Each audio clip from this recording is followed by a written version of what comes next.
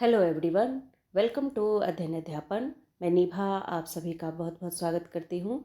तो देखिए, सक्षमता परीक्षा आज 1 मार्च को संपन्न हो गया है, शिफ्ट 1 शिफ्ट 2 दोनों का ही।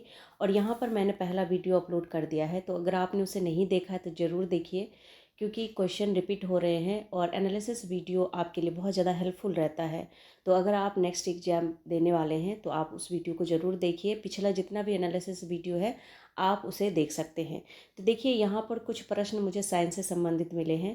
तो ये प्रश्न जो आज के पेपर में पूछे गए थे वो मैं वीडियो लेकर आई हूँ। इसके बाद भी अगर कुछ क्वेश्चन पता चलता है तो मैं डेफिनेटली उस पर वीडियो अपलोड कर दूँगी। तो चलिए अभी साइंस के कुछ महत्वपूर्ण प्रश्न देख लेते हैं जो आज के पेपर में पूछे गए हैं। कोई भी यहाँ पर एक्स्ट्रा प्रश्न अपनी तरफ से नहीं दिया गया है, ठीक है। तो चलिए यहाँ पर देखिए, यहाँ पर क्वेश्चन पूछा था कि रेड लेड का जो रासायनिक सूत्र है वो क्या है। तो PB3O4 जो है यहाँ पर यहाँ इसका रासायनिक सूत्र हो जाएगा। इसके बाद देखिए, क्वेश्चन दिया है कि मानव शरीर में विटामिन के का निर्माण किस अंग के द्वारा होता है। तो कोलन में बैक्टीरिया के द्वारा होता है। इसके बाद नेक्स्ट क्वेश्चन है आपका कि हरे पौधे में प्रकाश संश्लेषण की इकाई क्या कहलाती है, यानी यूनिट पूछा है यहाँ पर आपसे। तो ये इसे कहते हैं क्वांटासोम, ठीक है। अब ये होता क्या है, थोड़ा सा इसके बारे में समझ लीजिए। देखिए, क्वांटासोम्स जो होता है वो क्लोरोप्लास्ट के थाइलाकोइड झिल्ली में पाए जाने वाले कण होते हैं, ठीक है, जिनमें प्रकाश संश्लेषण होता है, ठीक है। तो आपको क्वांटासोम पता चल गया क्या होता है।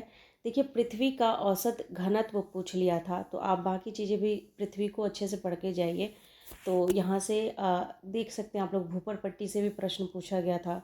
तो यहाँ पर 5.5 ग्राम प्रति घन सेंटीमीटर होता है पृथ्वी का औसत घनत्व, ठीक।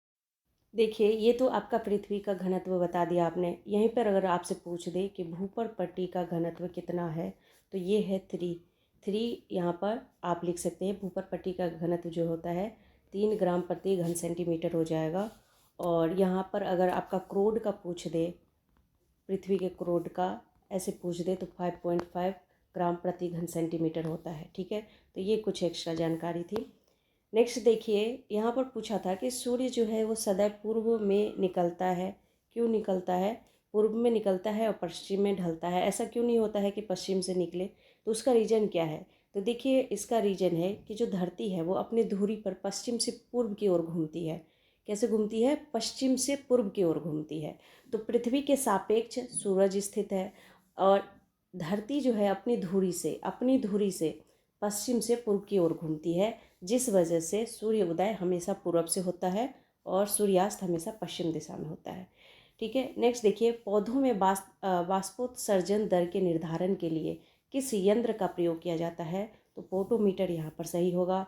विद्युत मोटर का क्या कार्य होता है। तो देखिए, विद्युत मोटर जो है वो विद्युत ऊर्जा को यांत्रिक ऊर्जा में बदल देती है, ठीक है।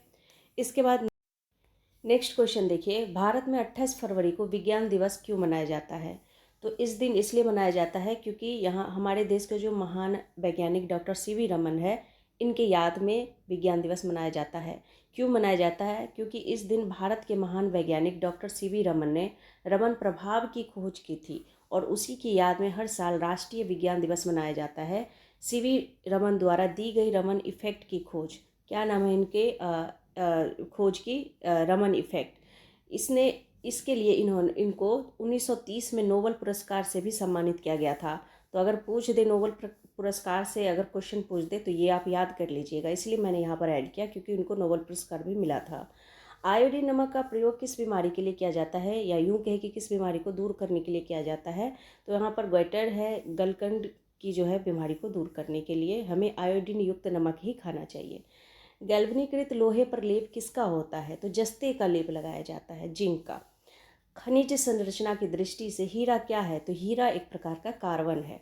हाइड्रोजन बम आधारित है किस पर। तो नाभिकीय संयंत्र पर, यानी न्यूक्लियर फ्यूजन पर आधारित है, ठीक है। इसके बाद देखिए, प्रोटॉन की खोज किसने की थी। तो यहाँ पर अर्नेस्ट रदरफोर्ड ने 1920 ईस्वी में की थी प्रोटॉन की खोज।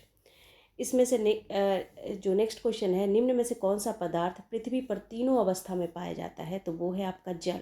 जल द्रव, गैस और ठोस तीनों रूप में पाया जाता है। देखिए, जब जल है तो वो द्रव के रूप में है, जब वो वाष्पित हो जाता है तो वो गैस बन जाता है, ठीक है। और जब वो बर्फ़ बनता है तो वो उसका रूप हो जाता है ठोस, ठीक है।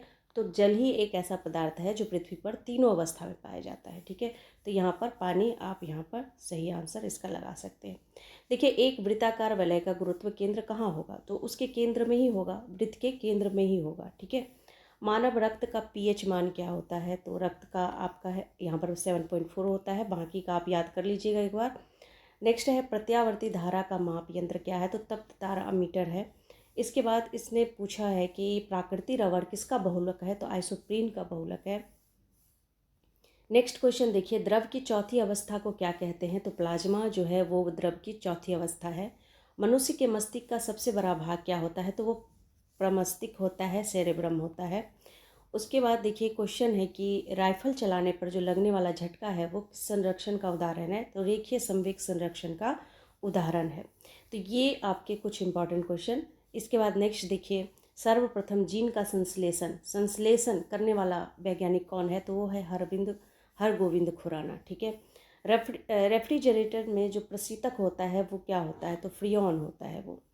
इसके बाद दिया है कि कौन सा बैक्टीरिया दूध से दही बनाने में सहायक होता है, तो ये भी रिपीट क्वेश्चन है, तो लैक्टोबैसिलस है जो है वो यहाँ पर कार्य करता है। इसके बाद देखिए नेक्स्ट क्वेश्चन है कि निम्न में से किस अंग के कार्य न करने पर डायलिसिस करना पड़ता है, तो वो है किडनी के कार्य न करने पर, यानी वृक्क के कार्य न करने पर डायलिसिस की आवश्यकता होती है, आप लोगों ने भी सुना होगा। नेक्स्ट है दूध का खट्टा होना किसके द्वारा होता है, तो जीवाणु के द्वारा जो है दूध का खट्टा होना होता है। इसके बाद नेक्स्ट क्वेश्चन, जो ये भी क्वेश्चन रिपीट है, श्वेत प्रकाश के वर्ण क्रम में प्रिज्म द्वारा सर्वाधिक जो विचलित करने वाला रंग है वो कौन सा है, तो वो बैगनी रंग है। इसके बाद दिया है कि डोलोमाइट जो है किसका अयस्क है, तो ये है आपका कैल्शियम का। किसका अयस्क है, कैल्शियम का। खट्टे फल में कौन सा विटामिन होता है, तो विटामिन सी। नींबू हो गया, संतरा हो गया, ये सब आपके खट्टे फल के अंतर्गत आता है, तो विटामिन सी पाया जाता है।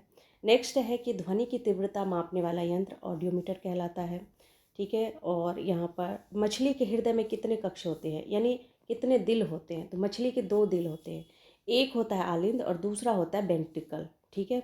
वेंट्रिकल और आलिंद 2 दिल होते हैं उसके, ठीक है। नेक्स्ट क्वेश्चन है कि 40 वर्ष पूरे हो जाने पर चर्चित अप्सरा क्या है, तो ये एक न्यूक्लियर रिएक्टर है, ठीक है। तो ये आपके कुछ साइंस के इंपॉर्टेंट क्वेश्चन, तो ये आपके आज के पेपर में पूछे गए थे। तो उम्मीद करती हूँ आप लोगों को अच्छा लगा होगा, और अगर और क्वेश्चन मिलता है तो उस पर मैं नेक्स्ट वीडियो पार्ट 3 करके डाल दूँगी, ये आपका पार्ट 2 होगा, ठीक है। तो फ्रेंड्स, मिलती हूँ नेक्स्ट वीडियो में, तब तक के लिए thank you and thanks for watching.